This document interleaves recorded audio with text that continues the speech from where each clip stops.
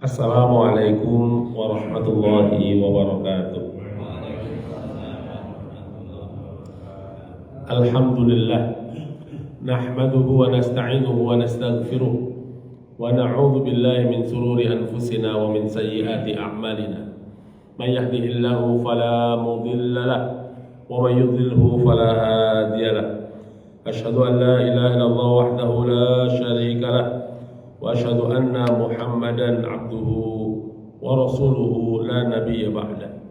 Allahumma salli wa sallim wa barik ala sayyidina Muhammadin wa ala alihi wa sahbihi ajma'in wa man tabi'ahum bi ihsanin ila yaumiddin, amma ba'd. Wa qala Allah ta'ala fil Qur'anil Karim, a'udzu billahi minasy syaithanir rajim.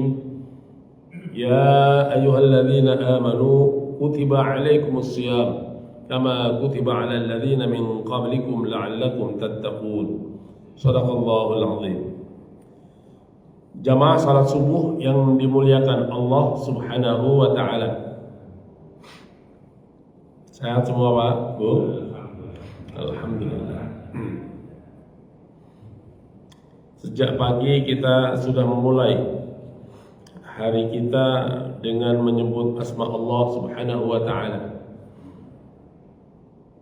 Walaupun pasangan kita mungkin yang paling banyak berbuat di samping kita ketika kita bangun tidur, walaupun anak kita mungkin membanggakan diri kita, tetapi kemudian ketika mata ini terbuka, hati kita terjaga, yang kita puji langsung nama Allah Subhanahu wa taala.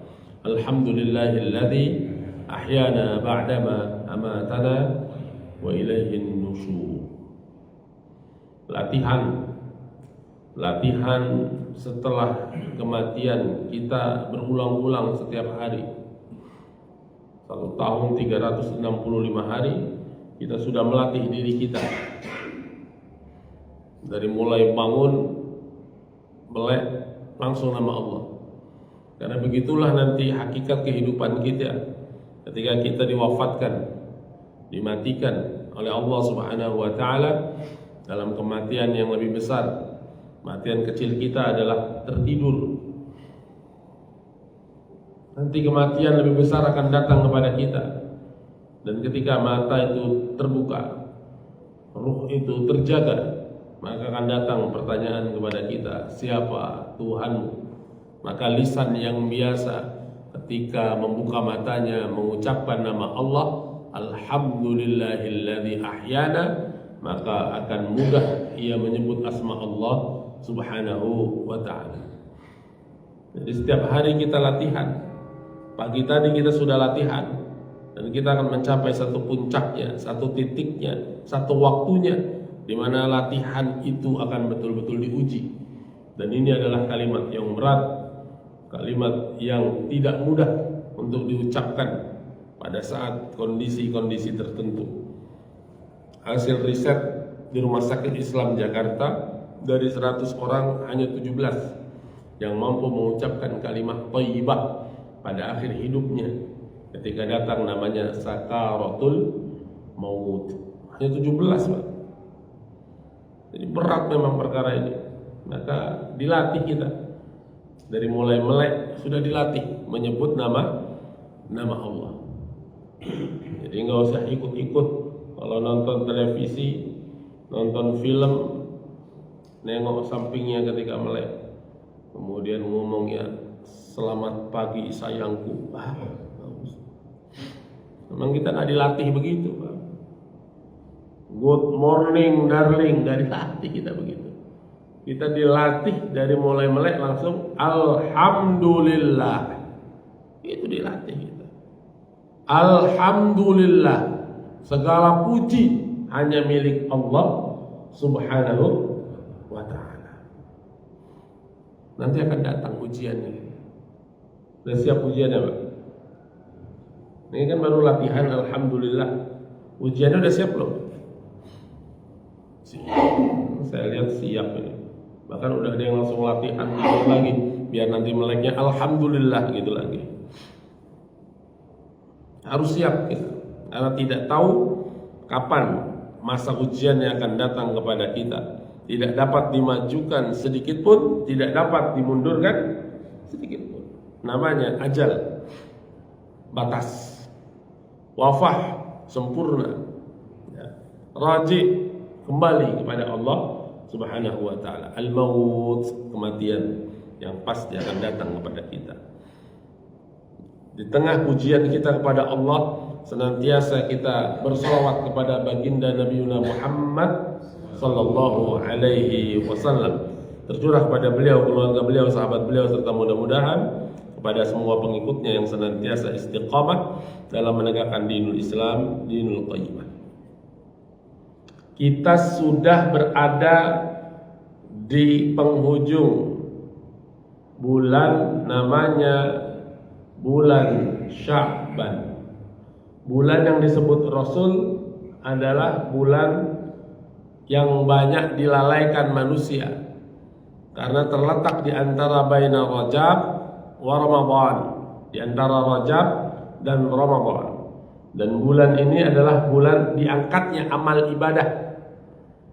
Turfa'u bihi al-a'mal ila rabbil alamin. Diangkat amal ibadah kepada Allah Subhanahu wa taala. Maka Rasul ketika ditanya oleh Usama bin Zaid, kenapa banyak puasa pada bulan ini, bulan Sya'ban, ini bulan diangkat amal. Dan aku senang, aku cinta, aku pengen diangkat puasa, diangkat amalku sedang aku dalam kondisi berpuasa. Bulan Sya'ban. Beberapa hari lagi kita di bulan Sya'ban. Dan berarti akan datang kepada kita bulan yang Rasul ceritakan, yang Al-Quran juga kita baca, namanya bulan Ramadan. Rasulullah SAW sampaikan, qad ja'akum syahra Ramadan syahrun mubarak. Telah datang kepada kalian bulan Ramadan, bulan penuh keberkahan. Jadi mau datang kepada kita, Pak. Kapan nanti? Insya Allah akan datang kepada kita tanggal 19 pada hari Kamis. Bagi Muhammadiyah yang menggunakan kalender global Hijriyah, Rabu. Bagi kita di negara Indonesia yang Ru'yatul Hilal, Rabu kemungkinan tidak akan terlihat hilal. Maka akan digenapkan Sya'ban menjadi 30 hari. Dengan demikian berpuasa insya Allah di hari Kamis. Jadi ada hari Rabu, ada hari Kamis. Keduanya dapat dipertanggungjawabkan. Lalu apa yang harus kita persiapkan? Banyak sekali yang harus dipersiapkan. Karena para sahabat sejak bulan Rajab sudah betul-betul mempersiapkan diri mau Ramadan. Jadi jangan sampai Ramadan adalah bulan baru start. Kemarin saya ngisi pengajian di rumah sakit, ditanya, Ustaz bagaimana kinerja kita di bulan Ramadan? Oh bagus. Karena Ramadan itu bukan beban. Jadi kalau sudah difikir sejak awal Ramadan menjadi beban, maka kemudian yang ditanya, nanti kerja kita gimana, kualitasnya menurun atau tidak? Di antara nama-nama Ramadan, nah Syahrul Siyam, bulan puasa, iya ada puasa. Tapi ada nama lainnya Syahrul Qiyam, bulannya sholat. Tapi ada nama lainnya namanya Syahrul Quran, bulan Al-Quran. Ada nama lainnya Syahrul Tarbiyah, bulan pendidikan. Nama lainnya Syahrul Doa, bulannya doa. Jadi namanya banyak Pak Ramadan itu. Lalu ditanya gimana nanti kami kerja ini kalau Ramadan Ustaz? Ya harusnya tambah semangat. Karena dikasih bonus oleh yang maha kuasa,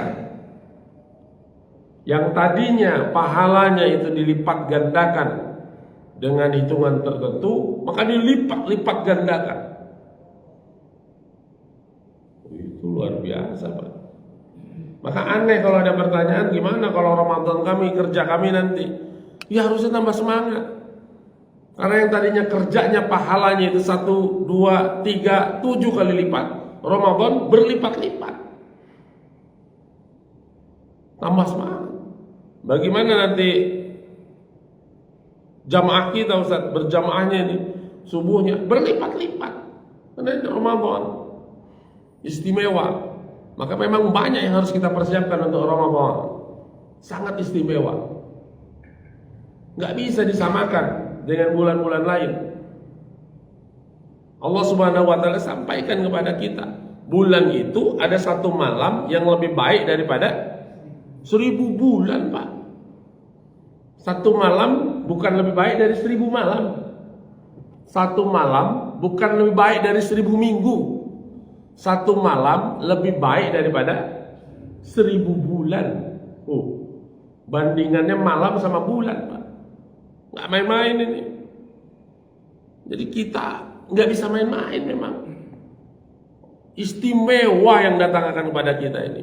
Nah, maka di kitab Al-Azkar ini kita lihat beberapa keistimewaannya dan apa yang hendaknya kita baca menjelang masuknya kita pada bulan Ramadan. Ya. Kita berharap berdoa sampai usia kita, Pak, sampai Ramadan. Karena hari ini banyak saudara kita yang nggak sampai dengan Ramadan. Ya. Ramadan di depan mata. Kemarin saya baru pulang dari Makassar. Di jalanan itu, Pak, diskon lebaran. Bayangkan Ramadannya belum datang, udah ada diskon lebarannya, Pak. Ramayana, pinggir jalan itu, Pak. Makassar besar loh. Itu diskon 60% lebaran. Hebat sekali nih. Ramadannya aja belum sampai, lebarannya udah masuk. Maka nggak usah heran nanti ada orang baru puasa 3 hari, tulisannya tidak terasa 27 hari lagi lebaran. Puasanya baru 3 hari, Pak. Tapi tulisannya sudah tidak terasa 27 hari lagi lebaran. Allah. Kita sekarang siapin dulu Ramadannya. Supaya masuk Ramadannya siap, benar. Sikapnya juga benar. Ilmunya juga sudah benar. Karena nggak sama ini dengan bulan-bulan lainnya. Ini bukan beban, ini adalah bonus. Bonus dari Allah Subhanahu wa Ta'ala. Kalau umat Nabi Muhammad usianya 60 sampai dengan 70 tahun, setiap tahun punya kesempatan setara dengan 83 tahun ibadahnya, Pak. Umur kita kan 60, kata Nabi itu antara 60 sampai 70. Tapi setiap tahun punya kesempatan ibadah setara dengan 83 tahun.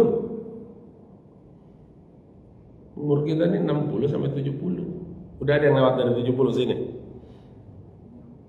Banyak. Kalau dari duduknya kayaknya udah ya. 80? 88, Masya Allah. Barakallahu fikum ya. Alhamdulillah, Allah berkahi usia kita. Mantala umruhu wa hasuna amaluhu. Yang paling baik di antara kalian yang umurnya panjang. Nah, berarti udah bagus sih, Pak. Maka udah sampai 60 itu berarti udah masuk kategori yang disebut Rasul. Namanya yang paling baik manusia itu umurnya panjang. Nah, tapi kategori keduanya yang harus dijaga dan baik perbuatannya. Karena orang yang buruk, nah ini juga bisa masuk ke kita. Yang panjang umurnya tapi buruk perbuatannya. Jadi kita udah dapat satu kriteria nih, umur panjang. Udah 50 tahun, 60 tahun, 70 tahun, 88 tahun. Udah masuk kriteria satu tuh. Yang baik diantara kalian, manusia yang baik itu kata Rasul, yang panjang umurnya. Wah, dapat kita udah satu tuh. Wahasuna amalu, dan baik perbuatannya. Harus dapat yang kedua. Supaya dapat menjadi manusia yang baik tadi. Panjang umur dan baik perbuatan. Ya. Masuk kembali tema kita ini, Ramadan datang kepada kita. Di antara kita mengalami Ramadan 50 kali, Pak, Ramadan. Sudah 50 kali dia lewat Ramadan. Tiap tahun ketemu 1 kali, 2 kali. Ada yang sudah 60 kali ketemu sama Ramadan. Ada yang baru 40 kali ketemu Ramadan. Pertanyaannya, kok sama Ramadannya begitu-begitu juga? Padahal 50 kali ketemu Ramadan. Harusnya kalau sudah 50 kali itu sudah profesional. Nah, kalau orang kerja itu dia sudah mengalami berkali-kali itu, udah biasa. Sudah profesional Ramadannya itu. Sudah benar tuh Ramadannya itu. Sudah meningkat kualitasnya itu. Tapi anehnya yang 50 kali bisa jadi Ramadannya sama tahun-tahun kemarin. Yang dibuka masih surat Al-Baqarah,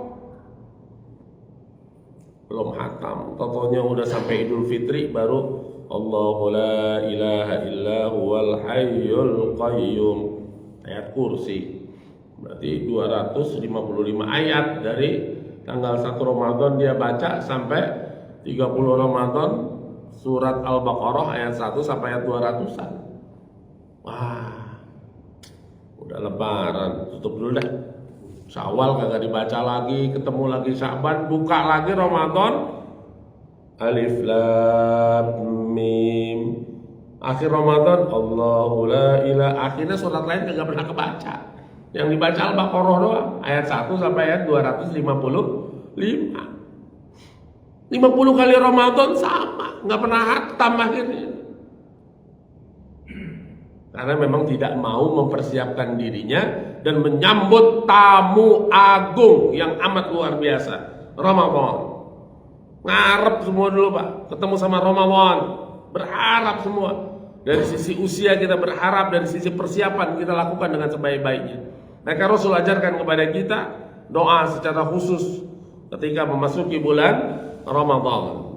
Kitab Azkar As-Siyam bab ma yaquluhu idza ra'al hilal wa ma yaqulu idza ra'al qamar. Bab apa yang kita baca ketika memasuki awal bulan. Di sini dituliskan apabila melihat hilal, ya. Jadi nanti tanggal 1 Ramadan berarti hari Rabu pada maghrib, ya, karena kita akan istiqmal atau penggenapan, maka hendaknya membaca yang diajarkan Rasulullah Sallallahu Alaihi Wasallam, diriwayatkan dalam kitab Musnad Ad-Darimi dan kitab Sunan At-Tirmidzi an Talhah ibnu Ubaidillah radhiyallahu anhu. Dari Talhah bin Ubaidillah Pak hadisnya ini. Anna Nabiyya sallallahu alaihi wasallam kana idza ra'al hilal qala, adalah Rasulullah sallallahu alaihi wasallam apabila melihat hilal pada bulan Ramadan, kemudian ia mengucapkan Allahumma, nanti cek tuh ya, Allahumma ahillahu alaina bil yumni wal iman wassalamati wal islam rabbi wa rabbukallah. Qala Tirmidzi hadis hasan. Jadi ada yang diucapkan oleh seorang muslim, diajarkan oleh Rasulullah sallallahu alaihi wasallam. Kalau sudah masuk awal bulan istimewa di Ramadan, baca ini. Allahumma. Nama begitu Pak? Baca, ya Allah, ya Tuhan kami, begitu ya? Ahillahu alaina bil yumni wal iman. Hadirkan awal Ramadan kepada kami dengan ketentraman, dengan keimanan, wassalamati wal islam, dengan keselamatan dan dengan nikmat keislaman. Rabbi wa rabbukallah, Tuhanku dan Tuhanmu adalah Allah Subhanahu wa ta'ala. Baca awal Ramadan, pendek doanya, pendek Pak. Sudah hafal Pak doanya? Belum? Lihat di Google nanti lihat, langsung kelihatan. Biasanya Pak Ibnu selalu dapat kalau habis kajian. Ini bukan Ustaz. Nah, kita baca dulu sekarang, latihan sekali dulu, sekali atau dua kali ya. Bismillahirrahmanirrahim. Bismillahirrahmanirrahim. Allahumma ahillahu alaina bil yumni wal iman wassalamah wal islam Rabbi wa rabbukallah. Pendek tuh, 3 grup gitu ya, 3 ya. Sekali lagi, pendek langsung hafal aja, jangan pulang nih ya. Bismillahirrahmanirrahim. Allahumma ahillahu alaina bil yumni wal iman wassalamah wal islam Rabbi wa rabbukallah. Hafal Pak? Udah Pak? Hafal ya, 3 grup tuh. Allahumma, minta tuh ya, ahillahu alaina, yang diminta ada 4. Apa? Bil yumni wal iman, wassalamah wal islam, rabbi wa rabbukallah. Yang diminta 4, bil yumni wal iman, wassalamah wal islam. 4. Kenapa yang diminta 4? Adanya ketentraman, adanya keimanan, adanya keselamatan, adanya keislaman. Semuanya nikmat dari Allah. Allah tuh kasih kepada kita rizki. Semua manusia itu dapat tuh rizki. Ada rizki itu yang kemudian menjadi nikmat. Ada rizki itu yang kemudian menjadi musibah. Yang kita minta adalah menjadi nikmat. Jadi rizkinya mah dikasih semua sama Allah, rizki dari Allah. Tapi ada yang karena rizki jadi musibah, ada. Pak, beliin motor dong Pak, udah SMA nih Pak, ya dibeliin motor sama bapaknya. Pak, beliin handphone dong Pak, udah SMP nih Pak, dibeliin handphone tuh anaknya oleh bapaknya. Beli handphone itu perlu rizki dari Allah. Ada uang ya disisihkan oleh sang ayah, beli handphone. Anaknya tadi rajin sholat, setelah punya handphone ternyata tidak rajin sholat, ke kamar mandi bawa handphone, mau tidur bawa handphone. Nah, kamu ngapain kamar mandi bawa handphone? Sambil searching Pak, bawa setan gepeng. Siapa ya? Setan gepeng. Padahal mau masuk kamar mandi itu udah doa itu, mengusir setan itu ya. Mau masuk kamar mandi sudah berdoa, tapi malah dia bawa setan gepengnya ke dalam juga. Akhirnya di kamar mandi, tempat kotor, mencari betah dia di kamar mandi lama-lama. Ya, padahal itu tempat buang ajat. Selesai ajatnya, selesai keluar. Ini akhirnya dia betah diri. Dari mana? Dari rizki Allah. Rizkinya apa? Beli handphone. Tapi kemudian menjadi musibah, tidak semakin dekat kepada Allah. Nah, bisa kejadian, bisa. Jadi rizki turun kepada kita nih dari Allah nih semua. Ada yang jadi nikmat, ada yang jadi musibah. Yang kita minta kepada Allah menjadi apa? Nikmat. Maka tiap hari kita baca 17 kali itu. Siratal ladzina an'amta alaihim. Kita mintanya, ya Allah, beri kami jalan yang Engkau karuniakan nikmat kepada mereka. Dapat nikmat, Pak, mintanya. Ya. Dengan apa nikmat itu? Menjadi ketentraman. Tapi ini bukan tujuan hidup. Makanya jangan sampai salah tujuan hidup. Dan jangan sampai salah tujuan puasa. Baca berkali-kali ayatnya sebagaimana yang tadi kami sampaikan. Ujungnya la'allakum tattaqun. Mau masuk puasanya saja tujuannya sudah salah sejak awal. Puasa. Biar urusan. Puasa niatnya biar urusan. Kalau tujuannya puasa itu urusan, nggak harus puasa. Ngikutin apa yang dicontohkan Rasul. Sekarang kan istilahnya banyak itu.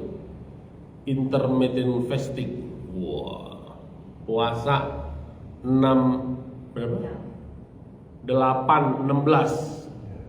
bisa makan selama 8 jam. 16 itu tertutup pintunya itu untuk menerima makanan. Nah itu kalau cuma pengen buat diet tadi itu Pak, makanya itu nggak usah ngikut-ngikut Ramadan. Ramadan itu ujung akhirnya la'allakum tattaqun. Tujuannya bukan untuk ngurusin perut.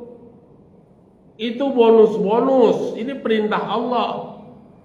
Oh, saya ini masuk Ramadan biar hemat. Nggak bisa. Ramadan itu la'allakum tattaqun, supaya kita bertakwa pada Allah. Karena Ramadan itu isinya bukan hanya puasa. Nanti Ramadan itu qiyam. Makanya jangan sampai Ramadan kita puasanya bagus tapi nggak mau sholat malam. Atau kebalikannya, sholat malamnya baik tapi puasanya tidak baik mengerjakannya. Nggak bisa, Pak. La'allakum tattaqun, memang kita dilatih dengan puasanya untuk bertakwa pada Allah. Bukan supaya hemat, bukan supaya kurusan, bukan supaya sehat. Itu bonus-bonus tambahan yang kemudian efek dari kita bertakwa pada Allah Subhanahu wa ta'ala. Jadi jangan salahkan puasanya nanti. Saya kok puasa nggak sehat, Ustaz? Bahaya. Ya Pak ya? Jangan salahkan puasanya. Saya kok ini puasa tapi kok nggak kurusan? Saya tuh kalau puasa Pak Ramadan Pak, itu bisa turun 6 kilo sampai 7 kilo. Nanti kalau Syawal nambah 8 kilo. Bonus namanya surplus ya Pak. Turun.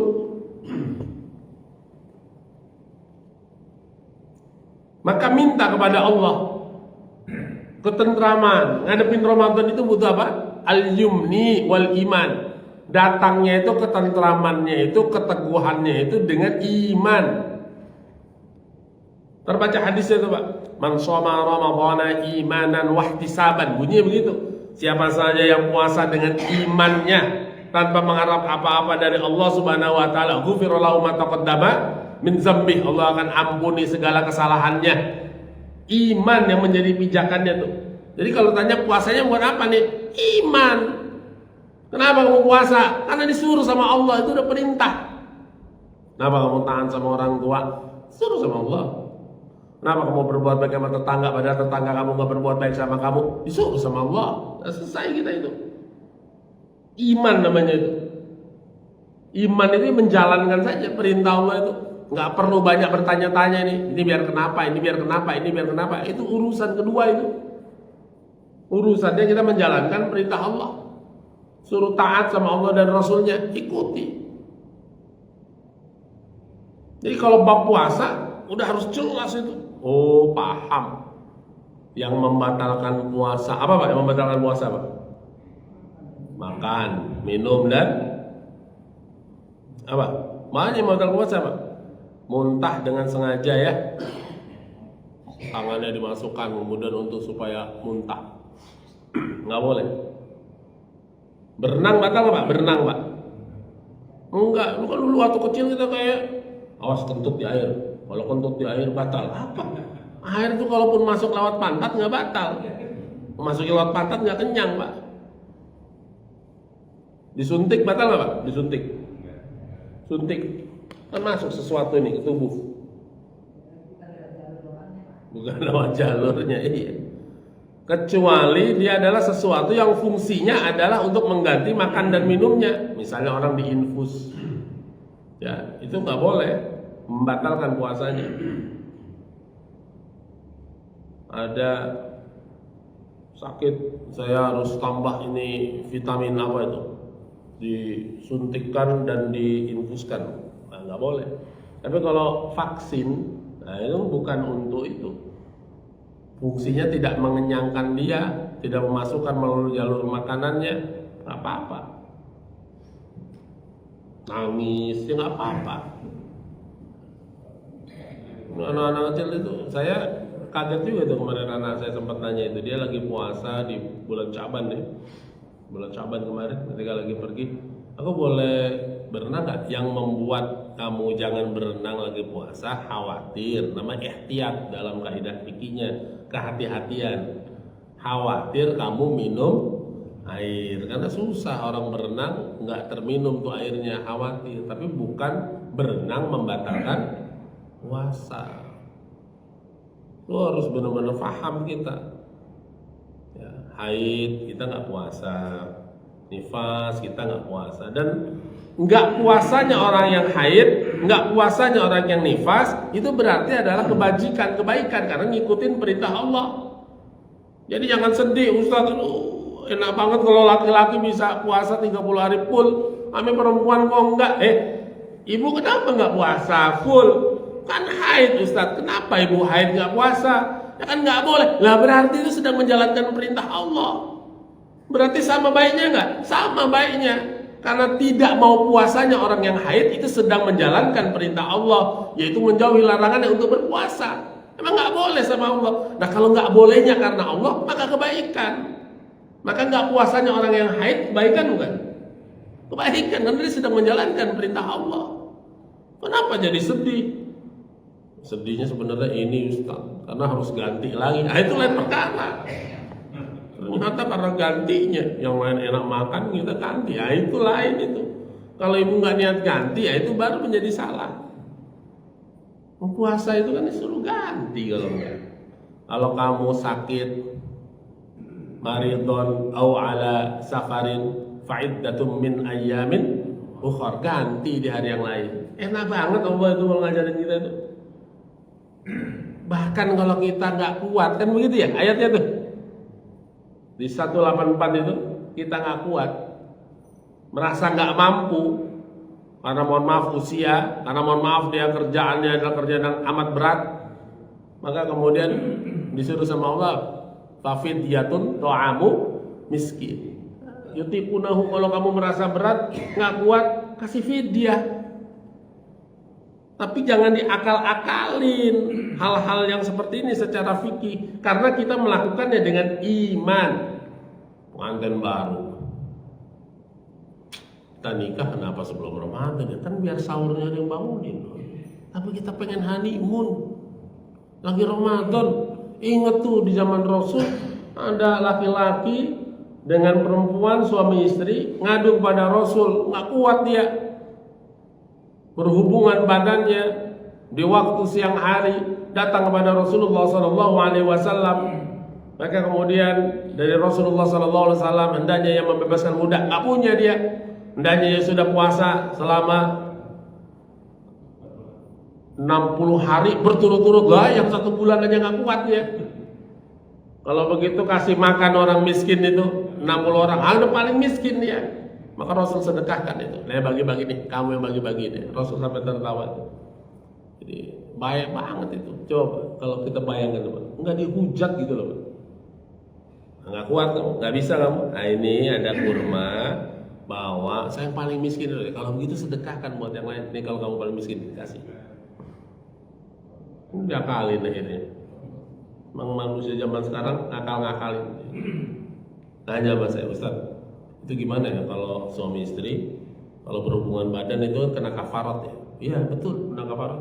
Nah kalau dia batalnya makan kan berarti enggak Ustaz. Maksudnya gimana? Jadi batal makan dulu Ustaz. Makan dulu, habis itu baru dia sama istrinya kumpul.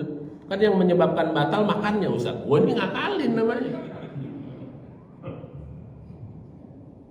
Mudah-mudahan Ramadan baru kita makan dulu lah. Lu kok makan?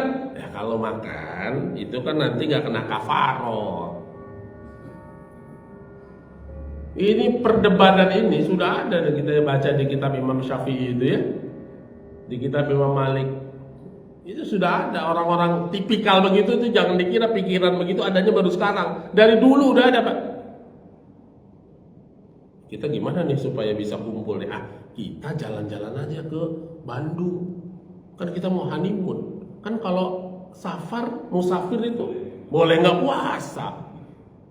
Jadi akhirnya dia jalan ke Bandung, sampai Bandung dia kumpul suami dan istrinya itu siang hari Pak. Kok bisa nggak kena kafarat? Kan musafir kan boleh nggak puasa. Tapi musafirnya niatnya honeymoon, boleh nggak? Ini kayak muka-muka udah nggak honeymoon ini mukanya. Niat itu loh penting sekali, niat itu penting. Jadi kalau li ajli ya, hanya untuk Bapak pergi sengaja keluar rumah. Waduh bulan Ramadan nih. Kita siang sekarang ke Bandung itu Pak 47 menit Pak. Naik bus itu ya. 47 menit kan. Waduh, kita namanya pengantin baru nih, ke Halim yuk. Ke Halim setengah jam ya ke Halim. Sampai Bandung 40 menit. Baru 1 jam itu Pak. Kemudian naik lagi dia ke villa itu 30 menit, 1,5 jam, udah sampai Bandung tuh Pak.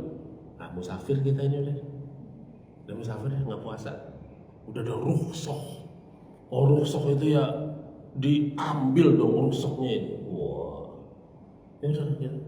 Honeymoon, Mbak. Bulan Ramadan. Tahu nggak Allah tuh niatnya apa? Tahu. Walaupun dia safar, tapi tahu niatnya itu, ketahuan yang disembunyi-sembunyikan dalam hati itu tahu. Maka masuk bulan langsung kita declare sama Allah. Ya Allah, karuniakan kepada kami ini ketentraman dengan keimanan kami ini, bil yumni wal iman. Jadi puasanya iman karena Allah, maka sholatnya iman karena Allah, baca Qurannya iman karena Allah. Empatnya yang ditinggal nih. Wassalamah wal Islam, dapat ketentraman, dapat keselamatan karena keislamannya itu. Jadi iman kuat, Islamnya kuat. 4. Allahumma ahillahu alaina bil yumni wal iman wassalamah wal Islam. Minta sama Rabbi wa Rabbukallah. Awal bulan ya, jadi masuk. Jadi boleh nggak Ustaz, sejak awal bulan kita nih yang laki-laki langsung niat puasa 1 bulan penuh? Boleh. Azam sudah masuk di bulan, maka kemudian setelah kita baca doa, ya Allah, kami niatkan Ramadan ini berpuasa 1 bulan penuh. Nanti tiap malam dia harus terus tajdid, harus penuh kesadaran, karena beda Pak. Puasa sunnah sama puasa wajib itu beda. Puasa wajib itu wajib dengan niat sebelum datang fajar, itu harus Pak. Jadi nggak bisa kalau puasa wajib itu ada mendoan nggak hari ini? Nggak ada. Nah kalau gitu saya puasa, nggak bisa begitu Pak. Harus niat Pak. Kalau puasa sunnah boleh, kan puasa wajib itu nggak Ramadan doang. Puasa wajib itu apa aja Pak? Atau puasa Ramadan atau menggantikan ya. Jadi ingetin nih anak istri kita kalau ada ganti Ramadan ya, ganti puasa Ramadan karena dia haid misalnya, itu nggak bisa niatnya itu. Iya saya belum bayar puasa, baru sadar nih pas sholat subuh saya puasa deh hari ini. Itu nggak boleh. Itu emang harus sebelum fajar sudah niat untuk puasa. Mau waktu sebelum misalnya lagi sholat malam, nanti saya ba'da subuh saya akan puasa, itu boleh. Atau malamnya ya sebelum dia tidur, besok saya akan puasa, itu boleh. Kalau ngikutin yang Nabi itu puasa sunnah. Kalau puasa sunnah boleh. Ada mendoan nggak hari ini? Nggak ada. Oke, kalau begitu saya puasa, itu boleh tuh. Karena apa? Karena puasa sunnah. Tapi kalau puasa wajib, puasa Ramadan nggak bisa. Harus niat. Yang kedua, puasa wajib apa lagi selain Ramadan? Kan puasa wajib banyak nih, nggak cuma Ramadan. Ada puasa apa lagi? Namanya puasa. Kalau puasa Arafah, puasa sunnah. Puasa nazar, bukan Nazarudin. Puasa nazar. Kalau saya dapat itu pekerjaan, saya nanti akan puasa. Maka puasanya itu namanya puasa nazar, jadi wajib hukumnya. Itu nggak boleh, juga nggak niat, harus niat sebelum fajar. Apalagi puasanya yang wajib, namanya puasa kafarah, puasa penebusan. Yang tadi tuh, yang sebulan nggak kuat, akhirnya disuruh jadi 2 bulan atau kafarat, maka harus. Ya, jadi niatnya udah harus sejak awal. Ini emang harus persiapan banyak Pak, yang dibaca, dipelajari untuk Ramadan itu, supaya nggak salah. Nyium istri kalau bulan Ramadan lagi siang-siang boleh nggak Pak? Nyium istri loh. Boleh asal nggak nafsu. Yang bisa ukur nafsunya siapa nih nanti nih?